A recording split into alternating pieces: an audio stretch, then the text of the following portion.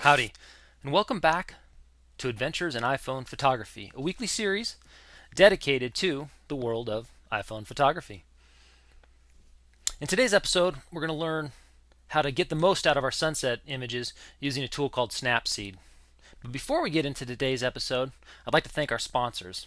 Our sponsor this week is Big World Little Lens, the complete guide to iPhone photography. You can find it for your iPad in the iTunes bookstore here. And if you don't have an iPad, just visit the link below and you can get it in a format for all your other devices. In the book, you're going to find tips on taking better pictures, organizing your images, app recommendations, workflow suggestions, 10 tips and tricks to improve your iPhone photography, various gear recommendations,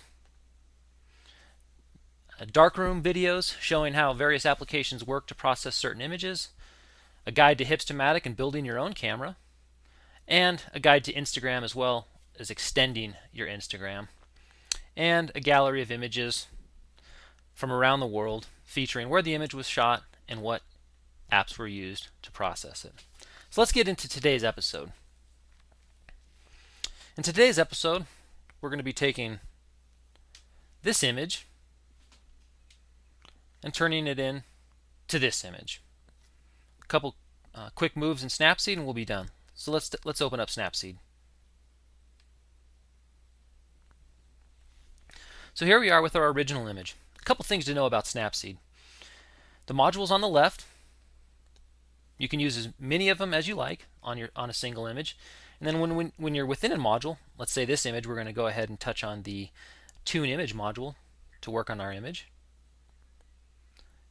If you're within the module, you can move up and down on the image, swipe up and down to change the parameter you want to adjust, and then as you move left to right, let's say we want to adjust the brightness, we want to move right to make it brighter, and left to make it darker. So up and down to choose your parameter, left and right to change its value.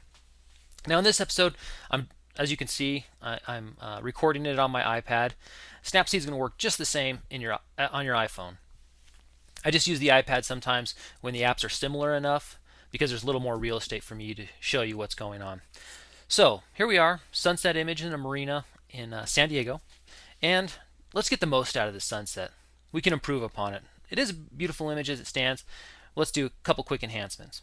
So I'm going to go ahead and darken it just a bit. So I've selected the brightness parameter and moving it down to about 7. When I shot the image, I exposed correctly for what I was hoping for, but I did want to darken it up just a little bit. Now, with sunset images, I do like to increase the ambience because it can bring out some details without making the image overly bright. So I selected ambience, moved up to the right. Contrast, I'll increase the contrast. That's going to make the shadows areas a little darker and some of the brighter areas just a hair brighter. So we'll go up to 10, but overall it's pretty good. Finally, saturation. Saturation, especially with sunset images, I normally do at the end. So I've selected saturation, and I will boost the saturation just a bit. And this is going to intensify the colors.